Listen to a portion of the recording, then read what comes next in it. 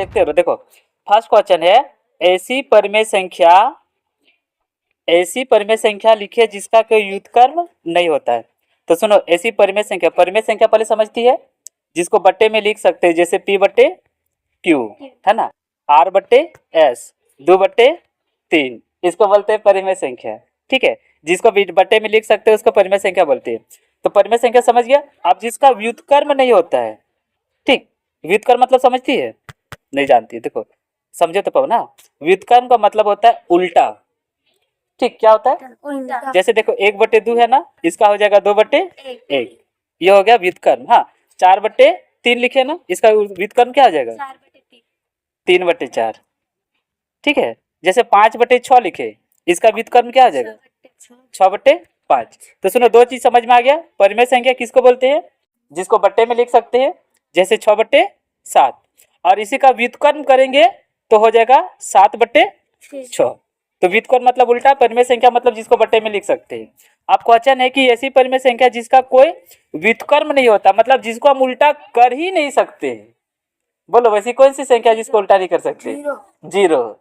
जैसे देखो, हाँ 0/0 होता है, उल्टा करेंगे तो भी क्या हो जाएगा जीरो है, तो इसीलिए आंसर क्या हो जाएगा, बोलो आंसर हो जाएगा जीरो, लड्डू। ठीक, समझ में आया कि नहीं पवन? नहीं आएगा तो बोल देना, ठीक, फिर दोबारा बताएंगे। अब सुनो नंबर 2, परिमेय संख्या काटने दो ना। परिमेय संख्या जो अपने व्युत्क्रम के समान है। देखो व्युत्क्रम मतलब समझ गई, उल्टा। हाँ, और परिमेय संख्या भी बता दिए है, जिसको बट्टे में लिख सकते हैं, लेकिन इस बार समान आना चाहिए, मतलब वही संख्या तो आना चाहिए। ठीक है, कौन संख्या तो आना चाहिए, वही संख्या तो आना चाहिए। ठीक, जैसे लिखो 2/3 लिखे, इसको उल्टा करो तो हो रहा है 3/2, वही संख्या तो आया नहीं आया। इधर है 2/3, इधर 3/2, अलग अलग जाना।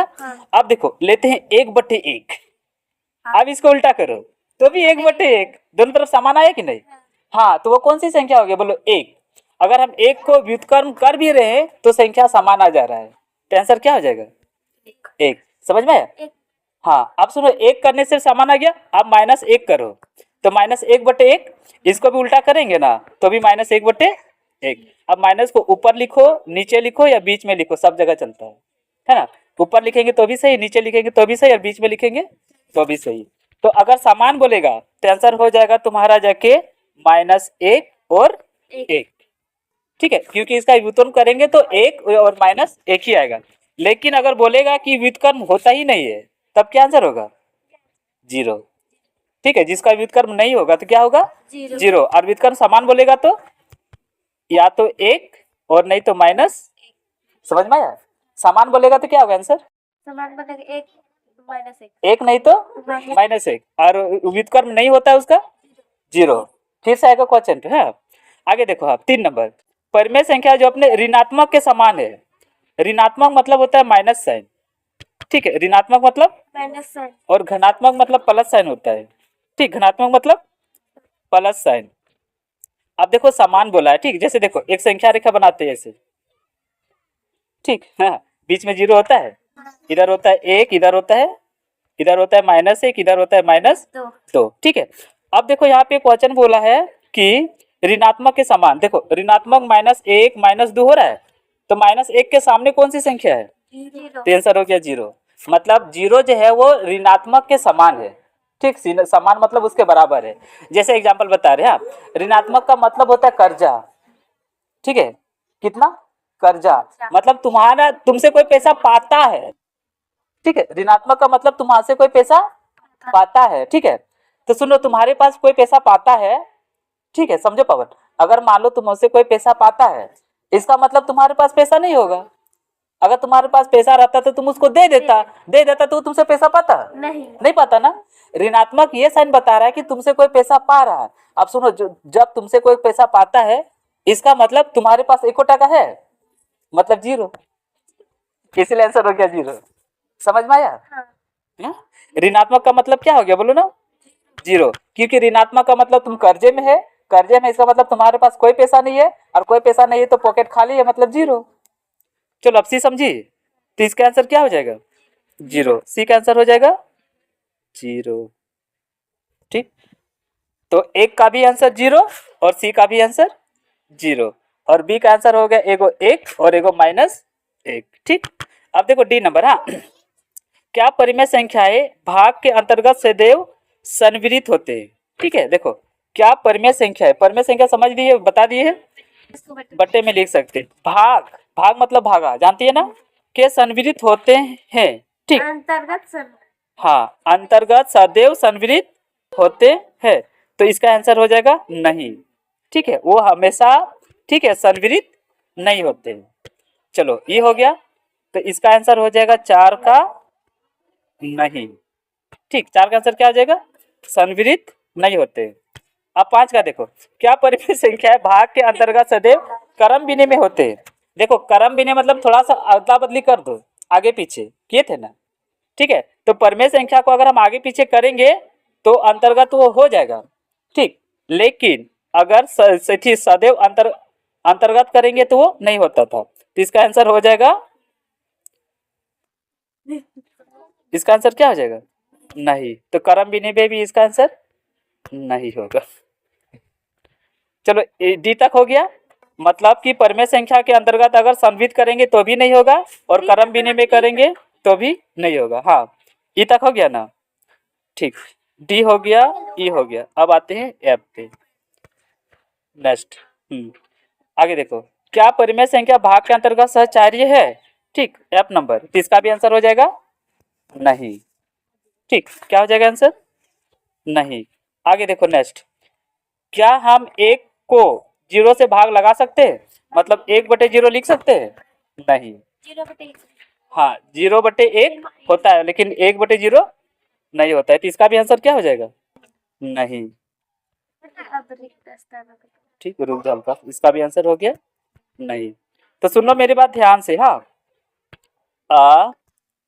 देखो पहले ई नंबर फिर से देखो, नहीं डी से देखो, अगर भाग के अंतर्गत संविलित बोलेगा, ठीक है, भाग के अंतर संविलित बोलेगा, भाग के अंतर्गत क्रम विनिमय बोलेगा, दो चीज, संविलित बोलेगा, क्रम विनिमय बोलेगा, ठीक है, और एगो सहचार्य बोलेगा। ठीक, तो सारा का सारा क्या हो जाएगा आंसर, नहीं ना। उसी तरह डी ई एफ सबका आंसर क्या हो जाएगा, नहीं। अब भरने वाला, रुक जा थोड़ा सा, अब भरने वाला ना 11 नंबर, 11 ना। ठीक, देखो शून्य का व्युत्क्रम, शून्य मतलब क्या होता है, 0, 0, अब 0 का उल्टा होता है। ठीक है, तो इसमें आंसर क्या भरा जाएगा, हाँ नहीं, यहाँ पे भर दो नहीं, क्या भर देगा, न हमें ही नहीं। ठीक है, भरा गया, समझ में आया। ठीक, किताब से देख के भी भर सकते हैं, पर समझ में आया ना।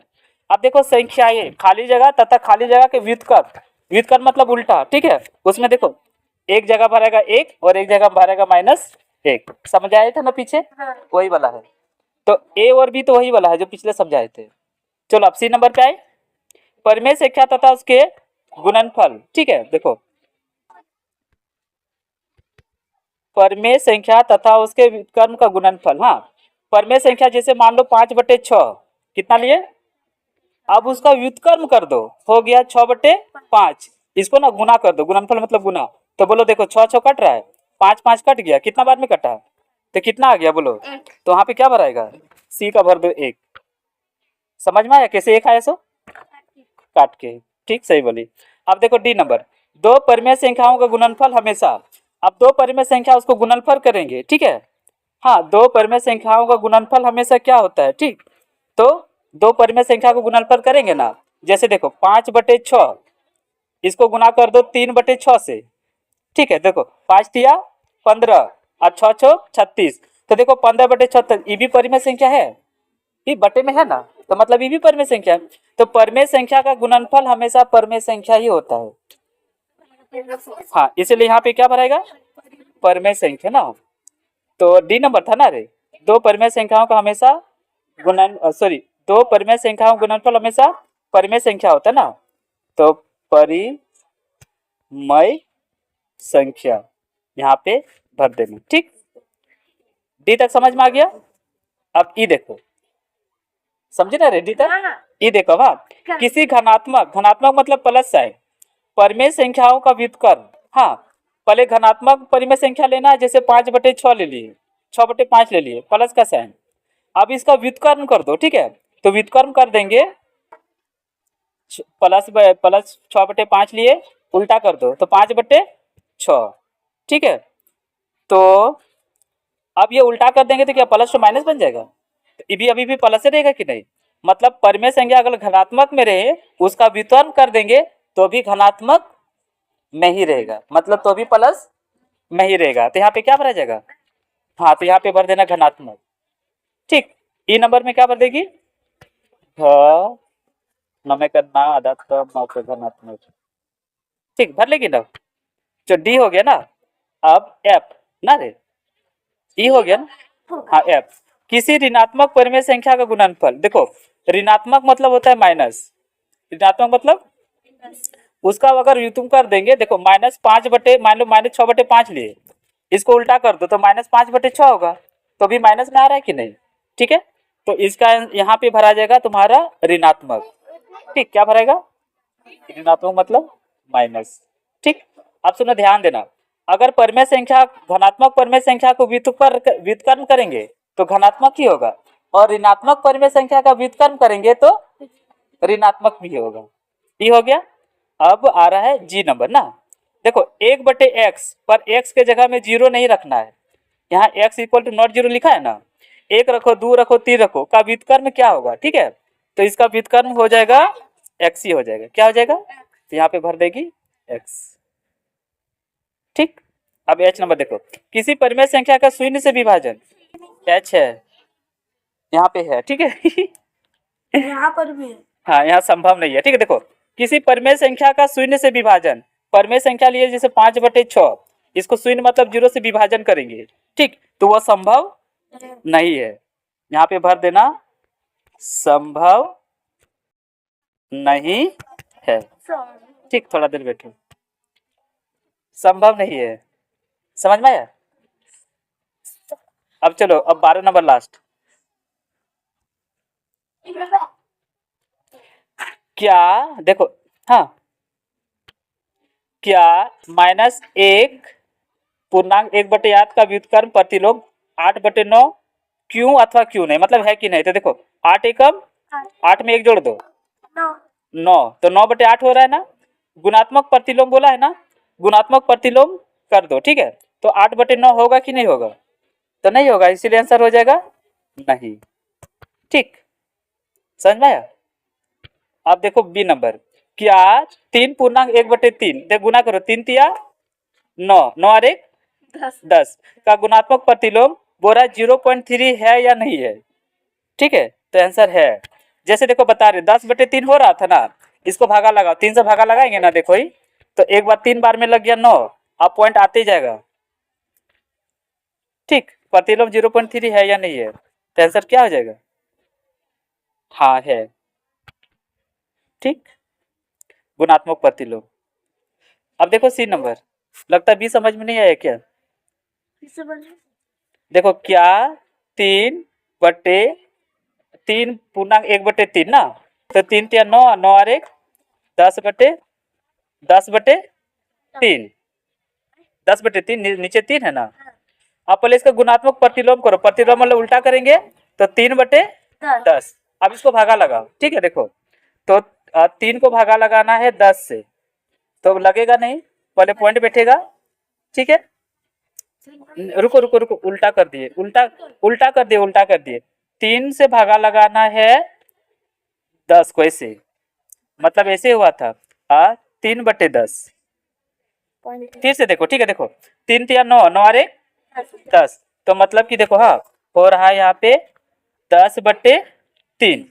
अब इसका गुणात्मक प्रतिलोम बोला है ना, तो प्रतिलोम करेंगे, ठीक है। देखो प्रतिलोम करेंगे तो हो जाएगा तुम्हारा जाके 3/10, उल्टा हो गया कि नहीं, तो 10 से भागा लगाना है 3 को, ठीक है। अब 10 का पढ़ा में 3 आता नहीं है, इसीलिए क्या लगाएंगे, पॉइंट बैठाएंगे, तो यहाँ पे हो गया 30, अब लगेगा 3 बार भी, तो देखो 0.03 हुआ, नहीं रुको, हो गया 0.03, हो गया ना। तो वही वाला क्वेश्चन पे है, देखो यहाँ पे 0.3 है कि नहीं है, इसीलिए आंसर हो जाएगा हाँ, इसीलिए आंसर क्या हो जाएगा, हाँ देखो आंसर है यहाँ पे, ठीक है। उसी तरह सी नंबर, हाँ, क्या 0.4 का व्युत्क्रम, देखो 0.4 है ना, पहले 0.4 लिखे, पॉइंट हटा दो बट्टे 10, क्योंकि पॉइंट के बाद एक संख्या है ना। अब इसको काटो, ठीक है, तो हो गया 2 दूनी 4 और ये 5। अब इसका व्युत्क्रम कर दो, 2/5 है तो 5/2, उल्टा होगा कि नहीं। तो व्युत्क्रम देखो यहाँ 5/2 ऑलरेडी लिखा हुआ है, तो बोलो ये सही लिखा है कि गलत लिखा है? सही लिखा है ना, इसीलिए आंसर हो जाएगा। हाँ ठीक, इसीलिए आंसर हो गया इसका। हाँ जैसे लिख रहे हैं सब इसमें दिखा। सब दिखाएगा। हाँ, ठीक है। अब देखो कितना तक हो गया रे, सी तक हो गया ना, और 3 को, ठीक है। डी नंबर देखो, हाँ, क्वेश्चन है 6/13 को -7/16 के व्युत्क्रम से गुना करने पर कितना होगा। देखो पहले 6/13 है, 6/13 लिखे, 1/13 है यहाँ पे। नहीं 6/13 है ही, ठीक है। 6/13 को देखो -7/16 के व्युत्क्रम से उल्टा करना है, तो व्युत्क्रम मतलब उल्टा कर दो, पहले 16 चला गया ऊपर और 7 आ गया नीचे, अब गुना करो, देखो आता है, ठीक है। हाँ तो बस वही आंसर हो गया, देखो -96/91, समझ में आया, तो इसीलिए आंसर हो गया -96/91। चलो अब लास्ट 2 को बच्चा है, अब इसको गुना करो, देखो 5/7 और 2/7, इसको भिन्न का जोड़ करेंगे ना तो हो गया 7/7। कितना हो जाएगा, 7/7। देखो ही 5 और 2 जोड़ दो, 7 हुआ। 7 अब हाँ, अब एक को 5 से गुना करेंगे तो 5। हाँ, 5। इसीलिए आंसर 5, सही बोले, देखो आंसर 5 है। बाबू जल्दी समझ गई, आंसर हो गया, आंसर हो गया कट्टू, हाँ आंसर हो गया 5, समझ में आ गया। अब लास्ट क्वेश्चन देखो 0/2, सुनो कोई भी संख्या को 0 से भागा लगता नहीं है, मतलब वैसा संख्या दुनिया में है ये नहीं है। 0/5 नहीं होता है, 0/1 नहीं होता है, 0/3 भी नहीं होता है, तो 0/2 भी नहीं होता है, इसलिए अपरिभाषित क्या हो गया, अपरिभाषित आंसर, ठीक हो गया ना, समझ में आया सब। हाँ।